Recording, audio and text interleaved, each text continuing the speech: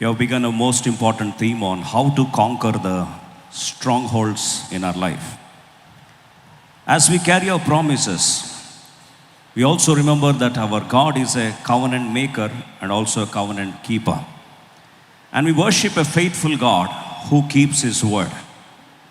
But when it comes to possessing the promises, possessing the promised land, there is always the preview of the promised land is very, very pricey. As we saw in the last week from Deuteronomy chapter 7, verse 1, God has once again reiterated the truth that when they're supposed to possess the promised land, the route map is very clear. When the Lord thy God shall bring thee into the land whither thou goest to possess it, and has cast out many nations before thee, and there the list goes on. God says, it is God who is going to bring you into the promised land. It is God who is going to let you possess. It is the work of God.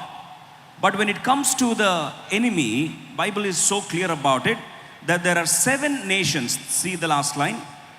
Hittites, Girgashites, Amorites, Canaanites, Perizzites, Hivites, Jebusites. 7 nations greater and mightier than you.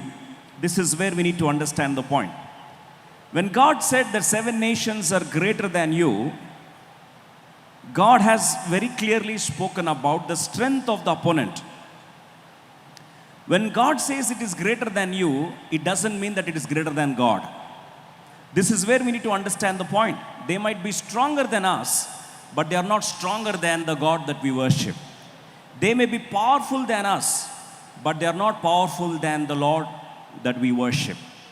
As we understand this truth, in the last week we saw how an invincible place, invincible stronghold by the name of city of Jebus was conquered by David as he takes the throne. He finally comes to the culmination of the promised land as he finally conquers the stronghold in life. That's why, as we all have meditated in the last week, from 2 Samuel chapter 5, reading all together verse 10 prayerfully. 2 Samuel chapter 5, reading all together. 2 Samuel chapter 5. Let's all read together verse 9 also, please. 2 Samuel chapter 5. Let's all read together. 2 Samuel chapter 5, reading verse 9 prayerfully. First of all, let's read verse 9. And then, as the time permits, may we once again read verse 7, please. From 7, can we read together? 2 Samuel chapter 5, reading verses 7 and 9. 7 and 9 alternatively. Nevertheless, David took the stronghold of Zion. The same is the city of David. Also verse 9. So David dwelt in the fort and called it the city of David. And David built round about from Millo and inward. And David went on and grew great. And the Lord God of hosts was with him. Yes, though the nation was greater than them, though the Jebusites were greater than them, they were not greater than the Lord. And this was a conviction that finally made David to conquer the promised land. That's why fear will always let us see the opponents through our lens. In other words, fear will measure the enemy against us, whereas faith will measure the enemy against God. See, through what lens you see matters, especially when you are attacking the strongholds in life. That's why the shift that actually took place in the life of David is this, that fear measured the enemy against them, whereas faith measured the enemy against God. And this was the game changer in the life of David, that finally he conquers the city of Jebusites, and later on he calls this city as a city of Jerusalem. And also we know that it is also called as a city of David. He renamed it. He renamed the territory as the city of David. Now, why is it so important to understand that how to conquer the strongholds in life is to primarily understand that every stronghold comes with a vision and every stronghold comes with a voice. In the last week, we saw the vision about the stronghold, And now we are going to see the voice behind the stronghold. May we turn our Bibles to 2 Samuel chapter 5, reading all together, straight away from verse 6 prayerfully. 2 Samuel chapter 5, reading all together, verse 6 prayerfully. Straight away, let's all read together, verse 6 prayerfully. And the king and his men went to Jerusalem unto the Jebusites, the inhabitants of the land, which spoke unto David, saying, Except thou take away the blind and the lame, thou shalt not come in hither, thinking David cannot come in hither. See, the voice of the stronghold is very, very powerful. See, many times enemy scares us by the size of the opponent, but also enemy scares us by the voice of the opponent. In fact, stronghold always has a voice. And how do we discern this voice? David is standing right before the city of Jebus, and the wall is in front of him. And the stronghold has already spoken so far that we are very strong, unconquerable, invincible. In fact, none of your ancestors could ever even dare to touch our borders. This was the strength of the enemy. But now, slowly, the enemy comes with a second weapon. What is that? Now you see carefully, Bible says it, that the opponent started mocking David, started intimidating David, saying that you can never come in here. See, not only that our walls are high, they also mean to say that our city is so strong and you're not strong enough to face it, but also it goes on to hurt and target the very weakness of David. What do we understand from the strategy of the opponent, primarily the strategy of the enemy? See, vision says, look at me, whereas the voice says, look at you. You know, when it tries to attack David, they come up with a very subtle statement. As we all know, except you take away, except thou take away the blind and the lame, thou shalt not come in hither. Thinking, David cannot come in hither. In other words, they means to say, you don't need to fight us. We are far beyond your capacity. You're not our equals at all. If you have to fight us, see before, better even a layman, even a lame and also a blind, you cannot even combat such a force. And who are that force? Number one is lame, and number one is blind, and the second is lame. You see, when Satan attacks us, he not only attacks at our weakness, but also Satan straight away attacks at the background of us. How do you know the background of David? See, David is a king of Israel. And we all know Israel is named after a man called Jacob. Jacob, when he was transformed into Israel, that's when God named him as Israel, and from him came the nation. But you see the twist of the story here. When God converted Jacob into Israel, you know what did happen? When God was wrestling with Jacob and Jacob was wrestling with God, what ultimately happened is that Jacob became a lame man. Now, the story is this. When he became a lame man, it doesn't mean that he was a wounded man. Of course, he was a wounded man. But after this wound, this man became a covenanted man. In other words, he has the powerful covenant of God, powerful promise of God. But you see, when enemy mocks at David, indirectly they mean to say that your ancestors are lame ones. Your very identity of your nation is banking upon a lame man. And trying to hit at the weakness, trying to taunt at the background of this man. And not only that, the other one that they say is, even if you want to attack, number one is the lame ones will combat you. Secondly, the equals of you are in terms of the blind ones. Why is he saying, why are they taunting about blind ones? You know, the background of the story is this, that Jacob's father was by the name Isaac. And Isaac, in his old age, was a blind man. He lost his vision. And because of which, he is not able to discern between Esau and Jacob. Because of this confusion, he was not able to discern who is elder and who is younger. Therefore, he committed a brutal mistake of blessing the younger one as the elder one. And that's where their history has a very black mark or indelible mark of failures in terms of blind and lame. Now, when it comes to the taunts of the enemy, the taunts of the stronghold, they are not only targeting just the Israel, but they are targeting based on their ancestry. Now we need to understand the language of the stronghold. You know why? Always, whenever you're entering the portals of the stronghold, the language is always intimidating. It hits at your psychology. In other words, it intimidates you so much, it scares you so much, that finally you start succumbing to the game, and then you don't even want to fight. You don't even want to combat it.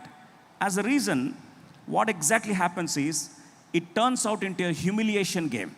It turns out into a game of humiliation and intimidation, so much so that finally a point comes where you want to choose peace, rather you want to say, I don't want even to combat this stronghold.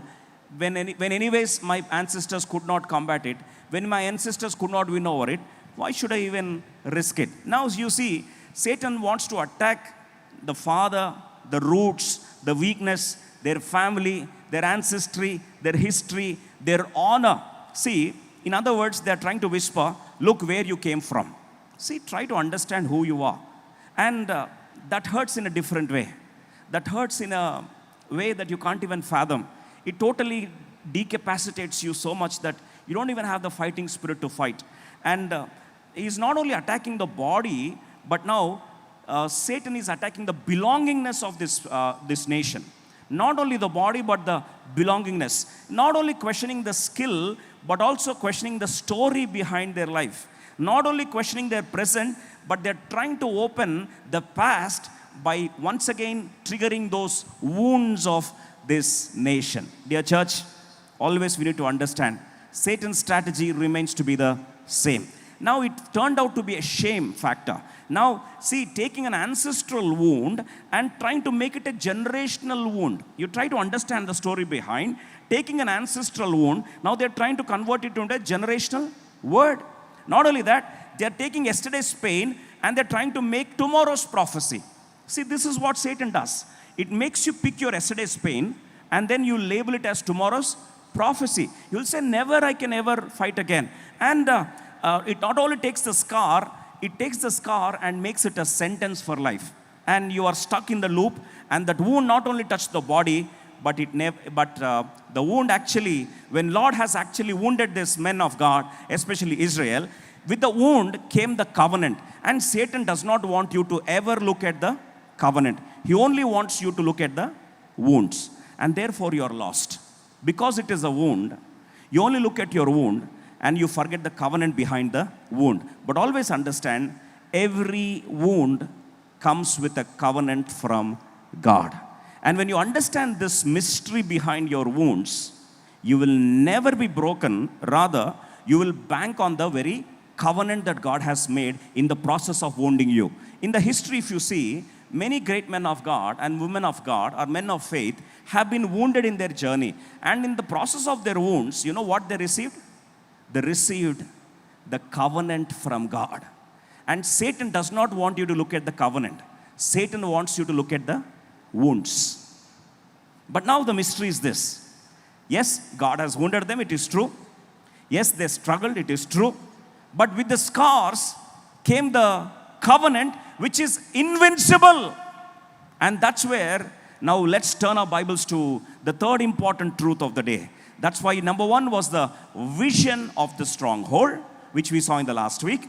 And now, just now we have seen the voice of the stronghold. Now we'll come to the value behind the stronghold. Now let's understand the third important truth when you're trying to attack and conquer the strongholds in life. That's why let's turn our Bible straight away to the most demanding, in fact, the most epicenter of the entire battles that Israel were fighting often in their lives was all around the covenant, was all around the stronghold that God has promised to them. That's why if you turn our Bibles to 2 Samuel chapter 5, can we all read together verse 6 please? 2 Samuel chapter 5. Let's all turn our Bibles to verse 6 prayerfully, and let's turn our Bibles to 2 Samuel chapter 5. Let's read all of us together verse 6 for our meditation today. Can we turn our Bibles to 2 Samuel chapter 5?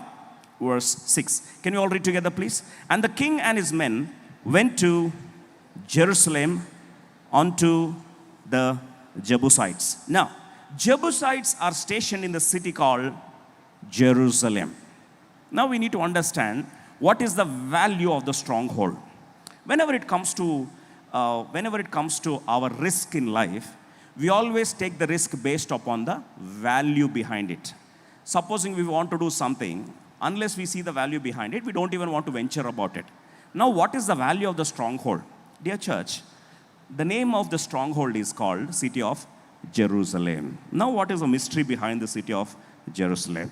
We need to understand that when God made a covenant almost 1100 years ago, probably let's say 1000 years for our understanding.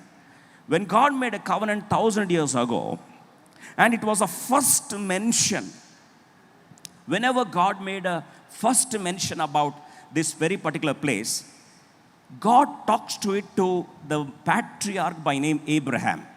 Now when one fine day, Abraham was totally lost in his life, where he was questioning God and saying, Lord, how does it matter even if you bless me?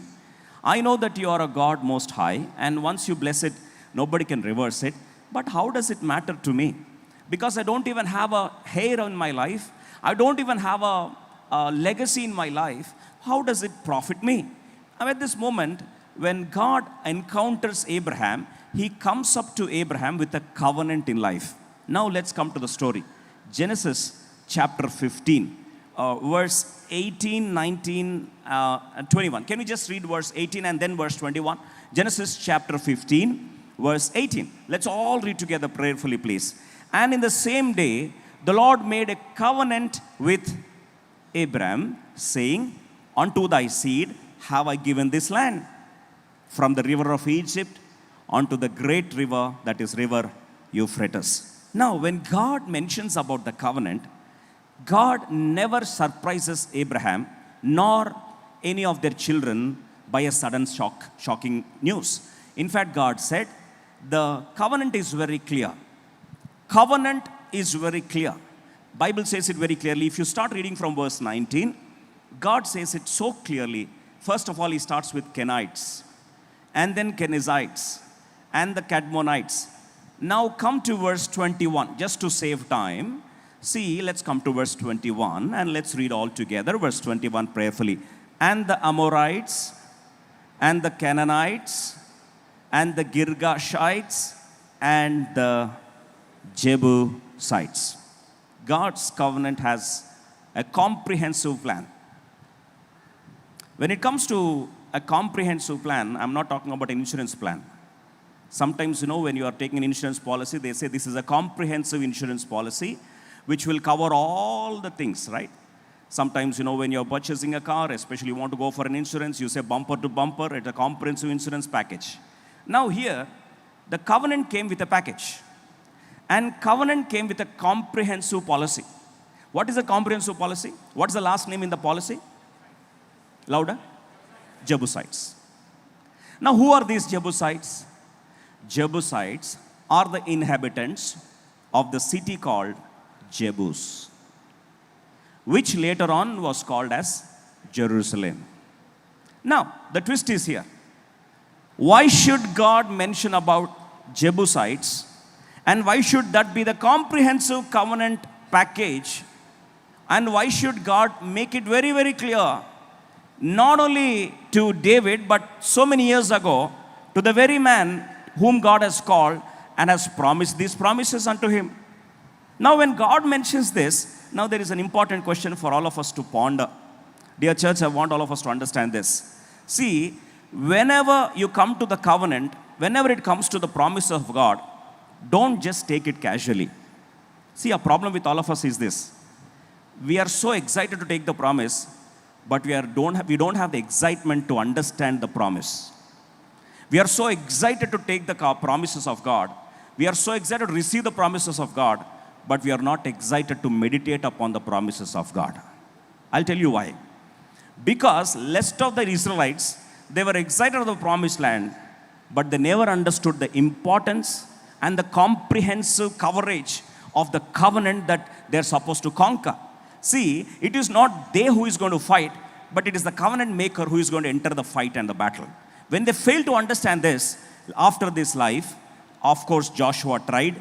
Joshua fought the battle. As per Deuteronomy 7, when we all knew that there are 7 nations already mentioned again by Moses again, ratifying the same covenant again mentioning about the enemies that they're supposed to conquer. Now finally, Joshua fights all of them, except the last one, except the Jebusites.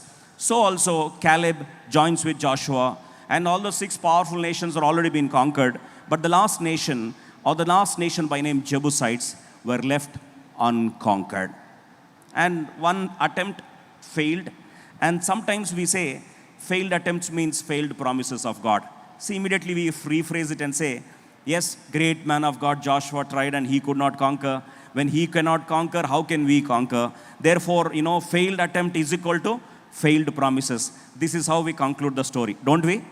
We say because of failed attempt, therefore it is a failed promise. Therefore, we see conclude and say better not even take any risk at all. Now you see, there is something most important that we have to understand here. When it is a paramount, when it is a matter of a covenant, you always need to understand that the covenant partner, dear church, understand these lines carefully. If it is a covenant, it is always the covenant partner who enters the battle. When you invoke the covenant partner enters the battle. When it is something to do with covenant, it is the covenant partner or the covenant executioner or probably the stakeholder of the covenant will come into picture. And this is where battle does not belong to us, but battle belongs to the Lord. If you know the story behind this entire, the point of the covenant here, one important truth that Abraham understood in life is that entire covenant revolved around the covenant maker. Now, where is the covenant maker's abode? Suddenly one fine day, understand this beautiful mystery. Suddenly one fine day, Abraham gets a news that his brother's son by name Lot, and suddenly Sodom and Gomorrah were attacked by other nations, and now there's lives of Lot and his family is at jeopardy. That's when immediately he prepares his people, almost 318 of his soldiers, and goes on a warfare, risking his life. He fights against the opponents and finally wins the battle and brings his nephews back home. Now this is where the story turns around suddenly.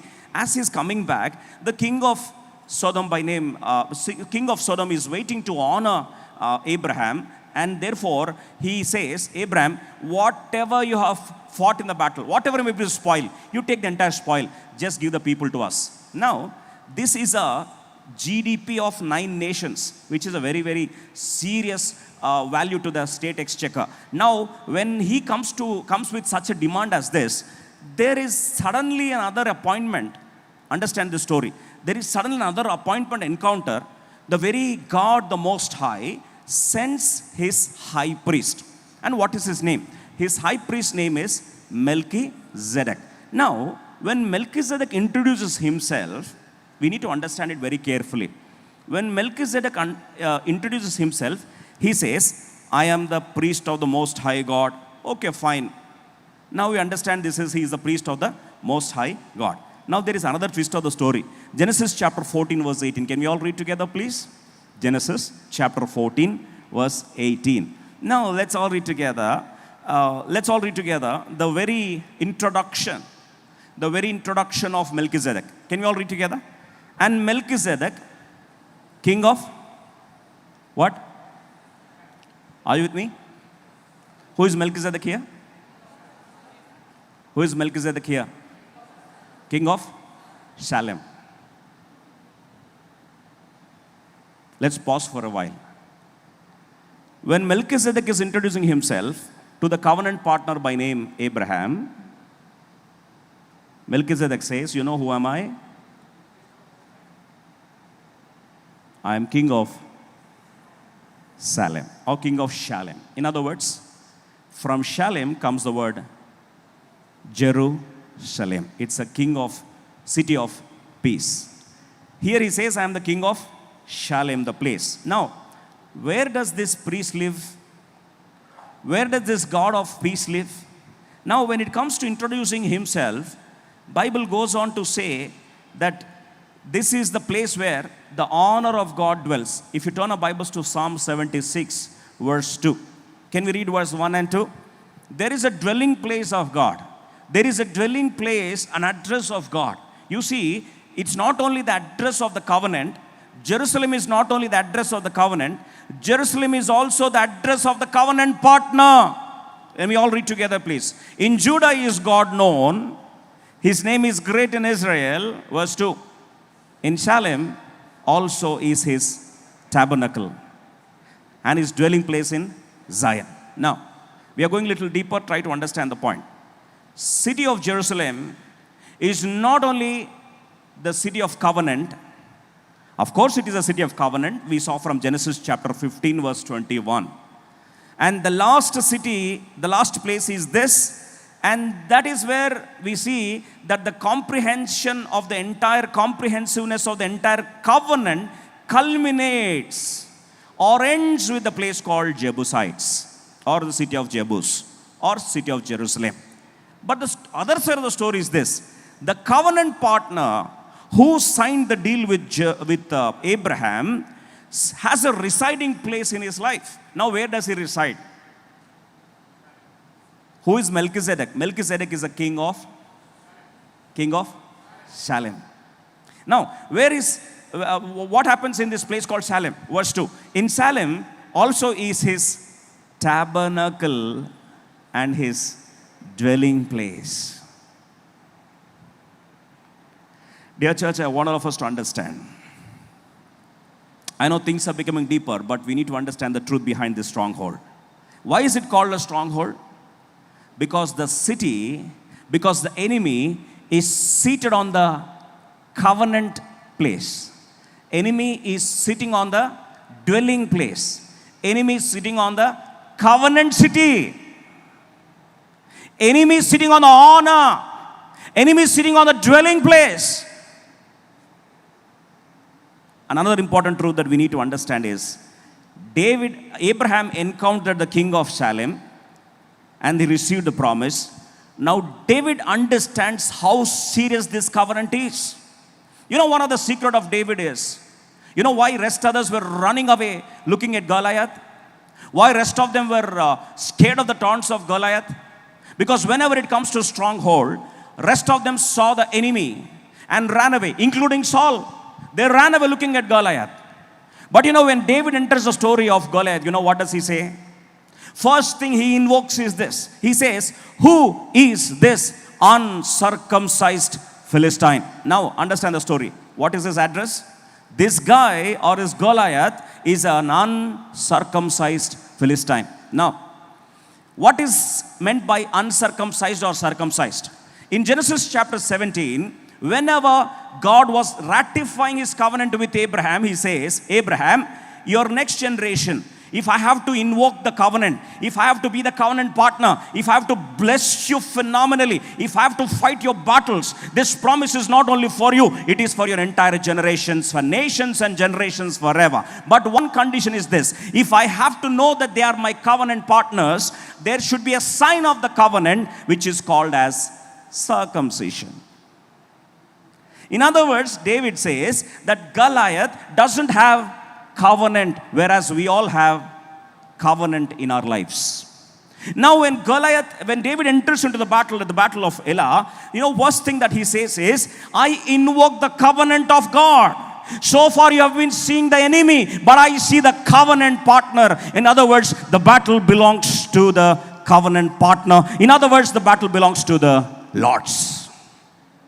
If battle belongs to the Lord, how dare this opponent challenge the armies of the living God?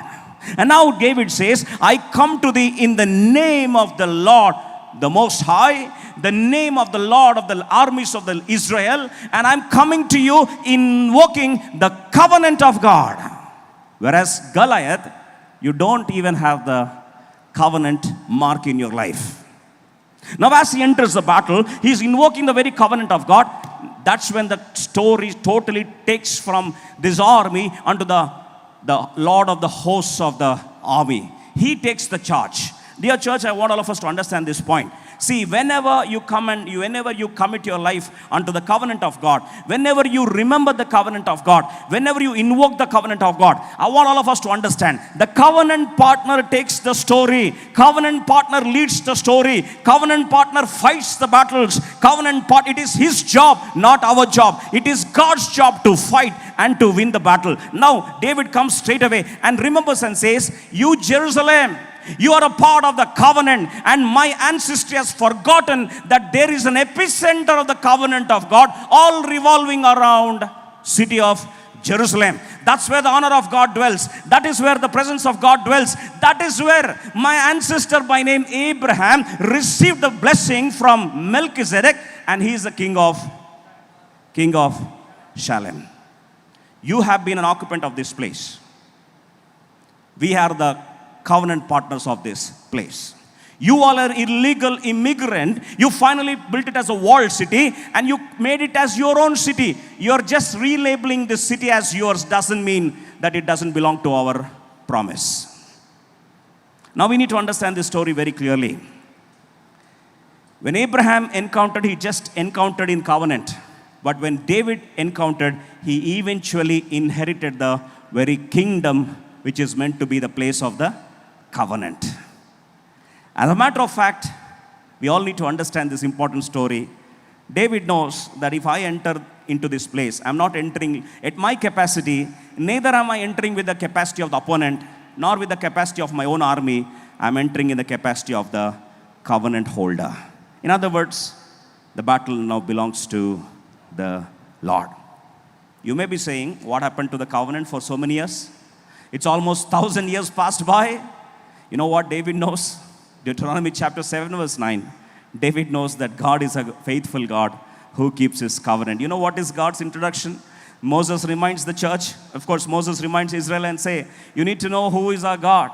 The God that we worship is this. Therefore, that the Lord thy God, he is God. Who is he?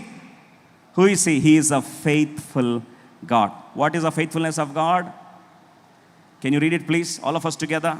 Is the verse visible to you? If so, can you please raise your hand? Deuteronomy 7:9. Therefore know that the Lord thy God, he is God. He is a faithful God, which keepeth covenant and mercy with them that love him and keep his commandments to 1,000 generations. How many generations? 1,000 generations. Now, exactly 1,000 generations passed by. Right? Then comes David. As David comes and invokes the covenant of God, David remembers and says, Melchizedek had a place called Salem, and he's the king of Shalem. And my forefathers, Abraham, had a covenant with God, and God made a covenant to him, and the last city to be conquered was Jebusites. When I fought a battle just recently against Goliath, you need to remember, it's not by my might, but it is because invoking the covenant of God. That's why battle belonged to the Lord, and Goliath became the victim. Now, holding the same head of Goliath, stands before Jerusalem, stands before city of Jebusites and says, look at this picture. Just project the same picture on the screen. Now, looking at Goliath's head, he stands there and say, remember, this Goliath became a corpse because of the covenant that God made. And I'm coming to the stronghold called Jebusites, and the same covenant is still supposed to be executed. Ultimately, the story is revolving around the covenant of God. If you know that our God is a faithful God, yes, 1,000 generations cannot cancel the faithfulness of God. Time cannot cancel the covenant of God. Time cannot cancel the faithfulness of God. I once again want to remember, yes, one failed attempt of Joshua cannot cancel the faithfulness of God. Yes, time might have passed and failed attempts might have been perceived as a failed promise, but I want all of us to understand that our God is a God of covenant who is a faithful God. He is a God who is a faithful to his promise. In fact, if you see Habakkuk chapter 2 verse 3, even though the vision tarries, wait for it. Wait for it. See, it shall surely come to pass. You know why the entire story is revolving around stronghold? Because we need to understand, city of Jerusalem is a city of destiny. You know why? If you see the entire story, of course, Solomon built the temple in the very place called Jerusalem. And then Jesus enters the triumphal entry, especially on the Palm Sunday, into the city of Jerusalem. Yes? Yes or no? Again, Jesus was crucified in the place called, in the city of Jerusalem. And Jesus rose again in the place called, louder, Jerusalem. Not only once or twice, even if you see the Pentecostal explosion that took place, they were all in their, all of them together, praying together in one accord. And the Pentecostal explosion also took place in the place called, louder. Which place? Jerusalem. Now coming to another important truth, Lord is going to come back, especially in the second coming. As the Lord is going to come back, Jesus is going to come back in the second coming. You know, straight away the ascent is going to be, or probably the descent is going to be on Mount Olives. And that's when Jesus comes onto the Mount Olives in the second coming, it's going to split into two, especially east-west direction. It's going to split into two. And the first establishment of the Lord Jesus Christ in his second coming is going to be again in the city of, louder. All the people across the world are going to come and worship the Lord in the city of Jerusalem. Millennial rule from city of, are you with me? So many places, so many places. In one word, it is the epicenter of all the destiny, promises, culmination of all the promises. In fact, the ultimate place of the fulfillment of all the promises, in one word, is the city of Jerusalem. Rest others saw it as a city. David saw it as a covenant city. Rest others saw it as a city. David saw it as a city of destiny. It is the epicenter of the covenant of God. Now, where is enemy sitting on?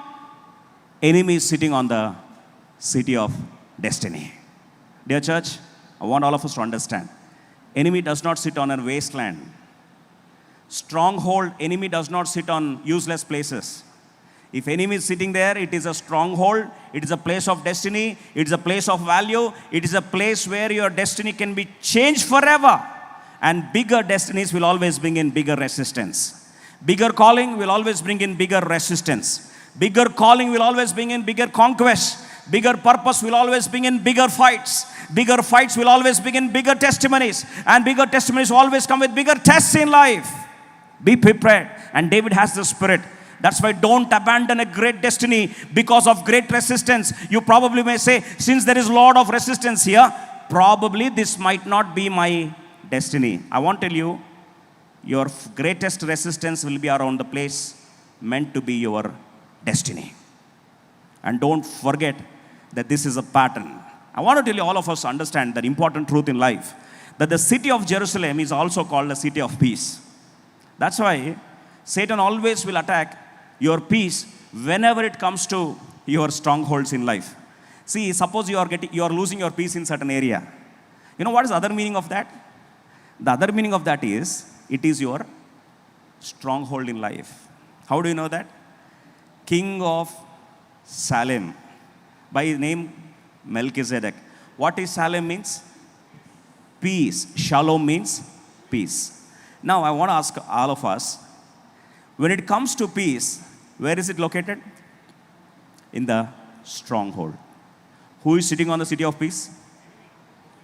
Enemy is seated strongly, well-built, well-walled, and enemy cannot conquer at all.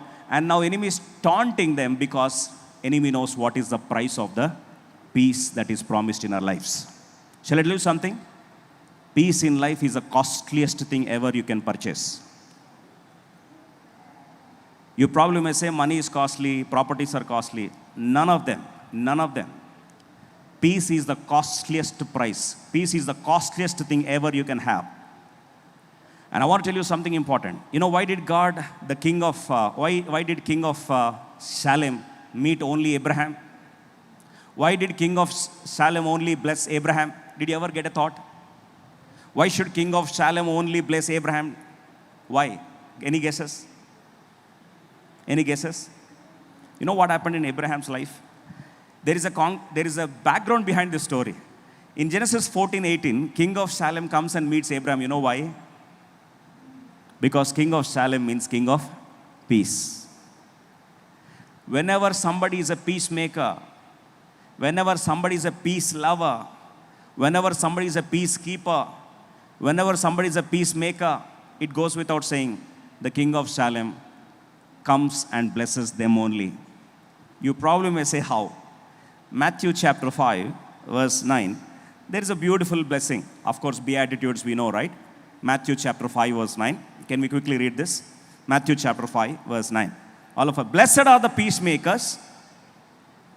Blessed are the peacemakers, for they shall be called the children of God. See, this is the only place where the blessing is unto others who are trying to maintain peace, establish peace, and peacemakers. See, God never said, blessed are the peace lovers. We would be very happy with it. Blessed are the peace lovers. We would say, highlight the word and say, yes, Lord, I am peace lover. Whenever there is a strife, I will run away from the place. Whenever there is a misunderstanding, I don't even want to handle it. I'll just leave it as it is and run away from that. See, we need to understand there is a lot of difference between peace lovers and peacemakers. Abraham is not just peace lover, he is peacemaker. Then you may say, how? When did King of Peace come and meet Abraham? After Abraham winning the war against the opponents of Sodom and Gomorrah. And he risked for whom? For whom did he risk? He risked for Lot. Yes or no? He risked for his nephew Lot and his family. Now let's come to the background of the story. By the way, why did Lot and his family leave Abraham and go? You know the background of the story? Suddenly one day there was a strife. When God started blessing Abraham, God also blessed Lot, who was part of Abraham's journey. When God started blessing Lot, you know what happened? His cattle increased, his bank balance increased, his revenue increased, and one day, finally, you know, his laborers, his herdsmen, in other words, those who are taking care of the cattle. See, their herdsmen and Abraham's herdsmen, both of them had altercation. See, understand this. Don't expect a life without any altercation. Don't expect life without any battles. See, misunderstandings will come. Misunderstandings will come, strife will come, disturbances will come. But how do you handle a conflict will decide whether you are a peacemaker or a peace lover. Now, peace lover's first strategy is Abraham comes and says, Lord, your herdsmen and my herdsmen are fighting like this. It's not a good thing at all. We love peace, isn't it? Then he says, whatever you want to take, whatever best you want to take, Lord, I want to release you. See, releasing is the key. Sometimes we don't release the things. You know why? We are so insecure about it. When insecurity becomes so high, you don't want to release it and you will fight the battle, losing battle, and you get suffocated in the journey. What did Abraham do? He says, Lord, I want to release you. See, it doesn't mean that just because you don't have a father, just because you have journeyed with me so far, just because I have given you the capital to multiply things, that doesn't mean that I'm going to control you. See, understand this truth, that if you want to take part, if you want to split apart, if you want to go your way, I'm not going to stop you. See, ultimately I want you to have peace and I want both of us to have peace. For which he says, whatever is best choice, you make the best choice. Now, whatever is the worst choice, whatever is rejected, whatever is left, I will take it. Now, in the process of release, he chose the worst and Lot chose the best. Now, what is release? What is release? What is letting it go? Letting it go is Abraham chose the leftovers and Lot chose the best land. Now, when a choice as this is made, all of us will unequivocally say that Abraham is a peace lover. Yes or no? How many of you accept this? Yes, he is a peace lover, 100%. Who will let go their fortune for somebody's choice, and who would leave the best to others and take the worst remaining leftovers? If not for Abraham, who will do this? Now, this is only peace-loving journey. So far, all of us, we are at one point of time, we choose peace over conflict. At one point of time, we choose peace over nonsense. At one point of time, we choose peace over battles. 100% at one point of time, you say, I can't fight anymore, and you'll definitely choose peace. Yes or no? But we are all peace lovers, but we are not peacemakers. I'll tell you why. See, when it came to a news suddenly that the nation of Sodom and Gomorrah has been attacked, and Lot and his family been captured, and now they are declared slaves, and their lives are at risk and jeopardy. At this point of time, immediately hearing this, what would we say? I already left that fellow. I already gave him a choice. It is his mistake. It is his choice. Who the hell asked him to choose that? I was a protection for him. I was an army for him. As long as I was there, nobody could touch him. Now today he made a choice to leave and go. Whose mistake is that? We would surely say, it is Lot's problem. Let him handle his problem. Now, peacemakers and peace lovers, this is where the difference comes. Peace lovers, if we were there, what we'll say? I don't want that battles, brother, because for that only I left them already. I told Lot to make his own choice, and he made his own choice, and he left and went away. Now it is his problem. Whatever comes in life, he has to face it. And when he made a choice to leave, it is his responsibility to handle his mess. It is not my problem. Don't we say that? Now hearing this, there comes a peacemaker. You know what is peacemaker? Peacemaker said, my brother's son is at risk. When nephew is at risk, see, I can't jolly well enjoy my covenant. Even if it risking my family, risking my life, risking my army. He goes into the battle zone, fights against the opponent, and brings them back out. Now, at this point of time, peacemaker is he who goes the extra mile even after the others said no, and still wants their well-being and still takes care of them. Is it not peacemaking journey? Now, Abraham does that and comes back. What should Lot say? Lot should have said, my uncle, I'm so sorry. I understood what mistake I've done. If I leave you and go away, it is a place of threat for me. I don't have safety outside your presence. Rather, I make a choice. I want to come back and stay with you. Yes or no? He doesn't ever say that. On the face, he chooses his own life and goes away. And now Abraham comes back. Of course, helped him after getting rejected. Helped him after getting rejected. As he comes down, on the way, the first encounter he finds is the king of Shalem, by name Melchizedek. Now he says, Abraham, the God Most High is going to bless you with the El Elyon's blessing. Now when he says this, one important thing we need to understand. The king of Shalem, in other words, is the king of peace. You know why did king of Shalem come? Because Abraham is a peacemaker. He knows that peace is the costliest thing ever he can pay the price. I want to ask you today, peace as a children of God is the costliest thing ever we can have in our lives. I tell you, where there is peace, there will be prosperity. Where there is peace, there will be health. Where there is peace, there will be wealth. Where there is peace, there will be, the satisfaction and the quality of life. And today we have lost our peace. And I want to tell you something most important. When Lot got separated from Abraham, Abraham gives this beautiful choice to Lot and says, let there not be any strife between us and you. Between me and you, between our herdsmen and your herdsmen. That's when he takes a call and leaves and goes away. Immediately, Bible says it so beautifully in Genesis chapter 13, verse 14, that after Lot had separated from him, now God says, come on, I want to show you the true territory, Abraham. I want to show you the true promised land, Abraham. I want to show you the true stronghold, Abraham. Now lift up your eyes and look from the place where you are northward, southward, eastward, and westward. Now when he released Lot, God released his next territory. When he released Lot, God released his stronghold in life. And when he released Lot, God released his legacy in life and said, look beyond all of this. I want to tell you, when you release strife, you will make room for blessing. When you release differences, you make room for revelation.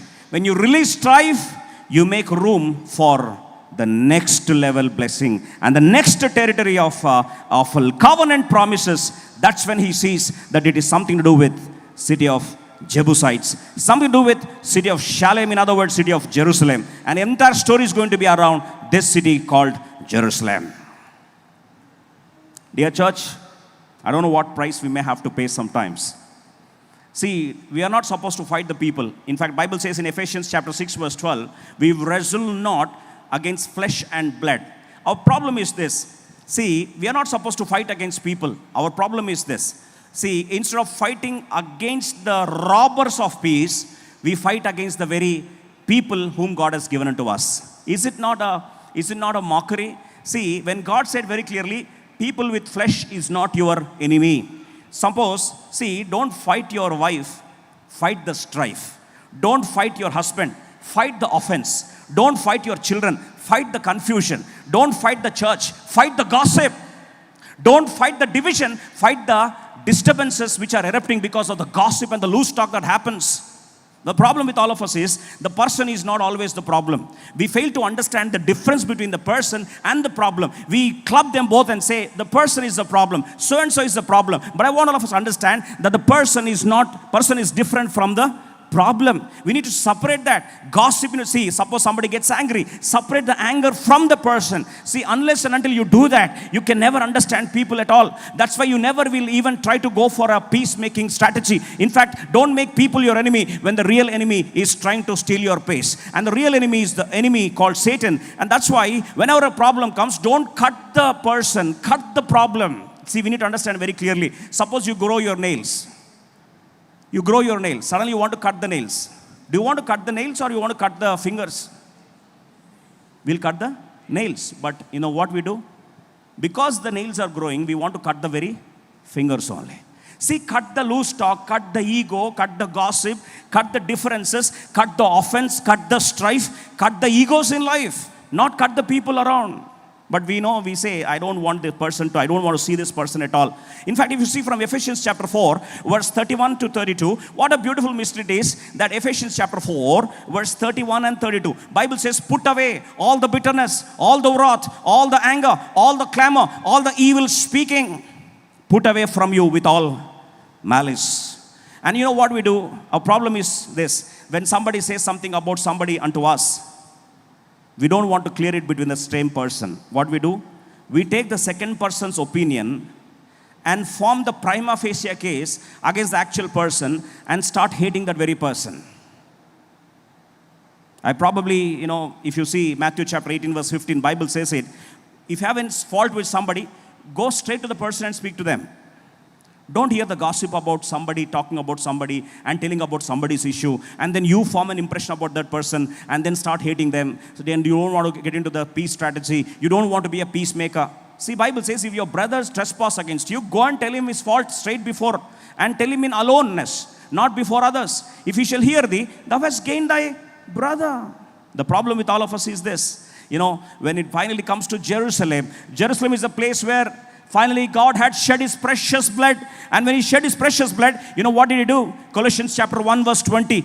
With his blood, he made the peace treaty. Yes, Jerusalem stands for peace, and peace comes with a sacrifice of his blood. And Bible says in Colossians 1:20, and having made peace through the blood of his cross, by him to reconcile all things unto himself. Reconciliation. Have you ever tried reconciliation?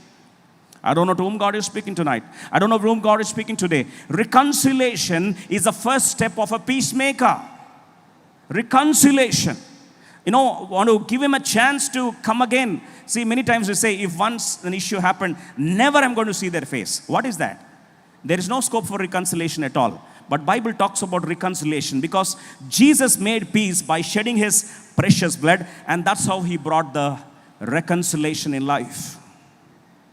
Number one, of course, today's point, we need to understand it's a voice of the stronghold. Number two, the value behind the stronghold. And I want to close with the last important truth, the victory over the stronghold. What is the strategy to win over the stronghold? Now let's come to this most important truth for the day. Can we all turn our Bibles to 2 Corinthians? Can we all turn our Bibles to 2 Samuel chapter 5? verse 6. Let's see the strategy, the victory over the stronghold. In fact, we saw the voice behind the stronghold. We saw the vision behind the stronghold. We saw the value behind the stronghold. Now we are going to see the victory over the stronghold. Now, what is the victory over the stronghold? Let's come to 2 Samuel chapter 5. Can we all turn our Bibles to 2 Samuel chapter 5, verse 8? Let's all read together. Now, can we all read together? And David said on the day, whosoever getteth up to the gutter and smiteth the Jebusites and the lame and the blind that are hated of David's soul, he shall be chief and captain. Wherefore they said, the blind and the lame shall not come into the house. Now, let's all try to understand how we can get victory over the strongholds in life. Now, look at this picture. Look at the picture where you see the city of Jerusalem. It's a well-walled city. Yes. You can't stare at the walls and expect a battle to be won. The biggest failure in life is looking at the obvious hindrances and getting stuck in life. See, first strategy, suppose you look at the city of Jebusites, they had fortress. Look at this picture, it will give you the clarity. They had the fortress, they had the walls, they had the soldiers, and they had the gates. Now all of them are invincible. Yes or no? Are you able to see this picture? Yeah. Now, if you are in anybody else's position, we would say, the walls are so impenetrable.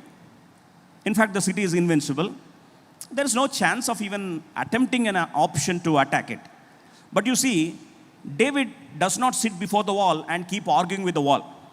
Lord, I pray that day Jericho walls crumble down. So why don't you do the same thing? Repeat your history again. Repeat again. Repeat again. We would sit with the rest of the prayer partners and say, Lord, those days you have conquered the very city of Jericho and all the walls came tumbling down. And we would just sit there.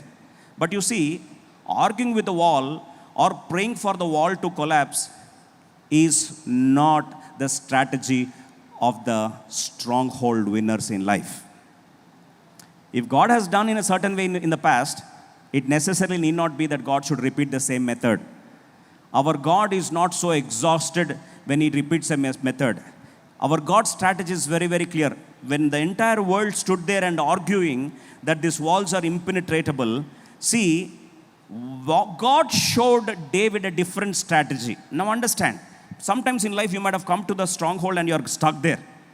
I know we are stuck because we are looking at the obvious places of entry. Obvious place of entry are the doors, you are stuck. Obvious place of entry are the walls to be collapsed, you are stuck. Obvious places is attack the soldier, you are stuck. But you see, when the entire world asks you to look above, God told David to look below. Look beneath. What is there beneath? Look at this picture, please.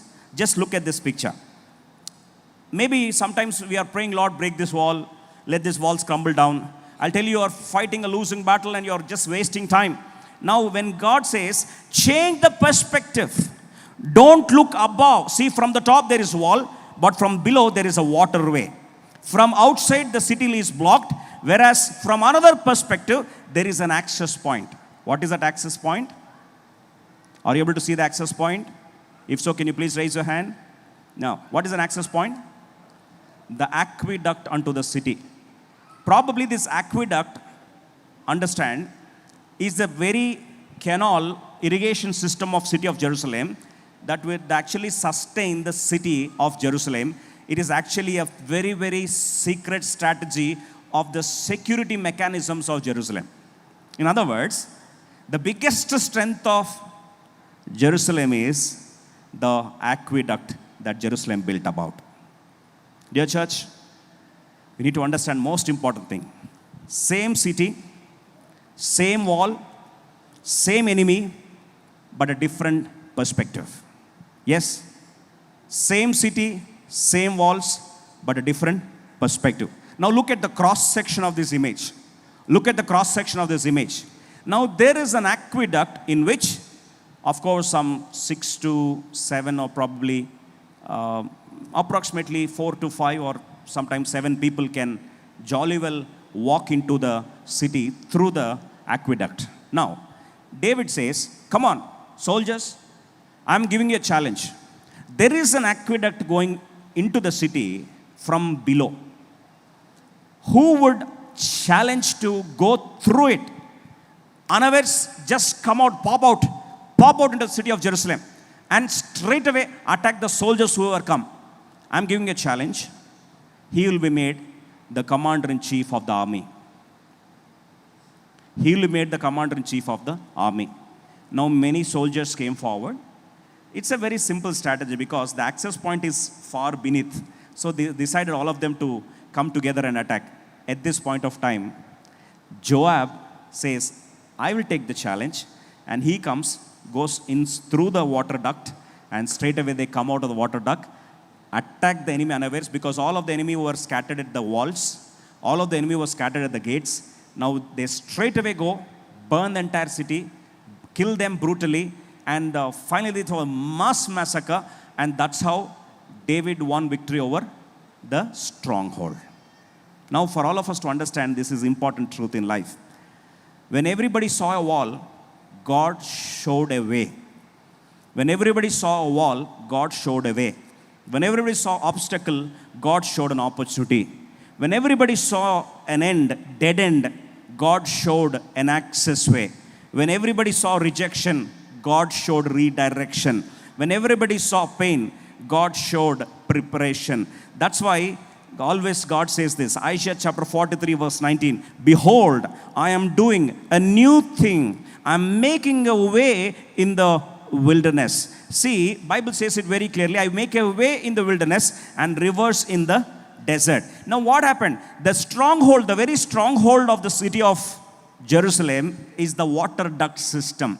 God made the very stronghold of the city, the very strategy of the enemy to become the weakness of the enemy. Understand, this is a secret of God's dealings. If you turn the pages of history in the scriptures, and if you see times immemorial, God always made the enemy's strategy to be the very weapon against the enemy. Now you see, when God made David attack Goliath, David came with a sting. Yes, David gave it a slingshot and then he won victory. Of course, he just killed Goliath. But if you see, when it came to ultimately chopping off the head of Goliath, what does David do? David goes to Goliath, takes the very sword that Goliath used and chopped off the head of Goliath. See, Goliath's own sword became a death nail for Goliath. Yes or no? Not only this, if you see the story of Israelites, what was the strategy of enemy to kill Israelites? When he wanted to kill Hebrew boys, enemy strategy was to throw all of them, all the male babies who are born, to throw them into the waters of Nile. So what was enemy strategy? Water. Yes or no? Throw them into the water, kill them into the water. Now, when it came to Red Sea, again the story was water. Enemy thought this will be Red Sea. They can definitely not conquer it. And coming to the water place, they are decided that it is going to be the death nail for the children of Israel. Now what did God do? Same waterland, same Red Sea. God used entire Pharaoh and his armies to be buried once and forever in the same waters. Yes or no? Enemy strategy was water. God's weapon was water. Number one. Enemy strategy was, Goliath's strategy was his word. God's weapon was his word. Same sword used against Goliath. Same waters used against Egypt. Yes or no? Now, city of Jebus, water duct system is their secret. It's their strength. It's their strategy. God used the same strength of enemy to destroy the very enemy. So this is the secret weapon that God always gives as an enlightenment. If you see Jehoshaphat, suddenly he receives a news that 3 armies came together against them. These people worship God, these people praise God, and the men of God were guiding them. Suddenly they get a news that, God put ambushments against them. Finally, they were put into confusion. This coalition which came together were so confused against each other that they started killing against each other, See, the problem is this. God said, you are not going to fight. Then these people said, what are we going to do? We are going to worship the Lord. Then see, what happened is, God confused the enemy so much. The enemy that came together to destroy Judah destroyed themselves. Always understand, God's strategy is the very weapon that was formed against us shall be used to kill our very enemies. Yes, Haman decided to make a gallows so strong and so powerful that he wanted to kill Mordecai, especially hanging him on the gallows. What happened? God used the same gallows to kill Haman, not Mordecai. Yes or no? Not only this, if you see anywhere, Gideon and Meydan army always threatened Gideon by intimidating them with a fear psychosis. In other words, it's a strategy of fear. Now God says 300 men are enough. Take pictures, take torches, take trumpets. Create a fear psychosis. Same strategy used against enemy to kill the very enemy. Now enemy decided to use cross, the symbol of shame, symbol of pain, symbol of rejection, to crucify Jesus Christ. Jesus Christ used the same cross to defy enemy, and the same cross has become a symbol of blessing today. And today that same cross has been given as a power for all of us. And the Christ whom as Satan wanted to crucify, the same Christ who was crucified became the power for all of us. Don't we see the secret here? That the strategy of the enemy, which was used as shame, defeat and curse and end in the form of a cross, is same thing used as a symbol of blessing for all of us. That's why the secret of invincible is this, that if you wait on the Lord, God shows you the way and God stands with you. That Bible says it very clearly that nevertheless David took the stronghold of Zion, the same is the city of David. And Bible says in verse 10, David went on and grew great, and the Lord God of hosts was with him. You know why was he powerful? Because the Lord of hosts was with him. And Bible says it that he had this killer instinct in life where he said, I'm not going to quit till the covenant of God is going to be enforced, till the covenant of God is going to be fulfilled. I'm not going to quit. And that strategy of standing on to the promises of God finally give him the wonderful victory. Finally, the city of Jerusalem finally became the city of David. And that's where the eternal legacy begins. This is how strategy to conquer strongholds. May this be the strategy of everyone in Jesus' name.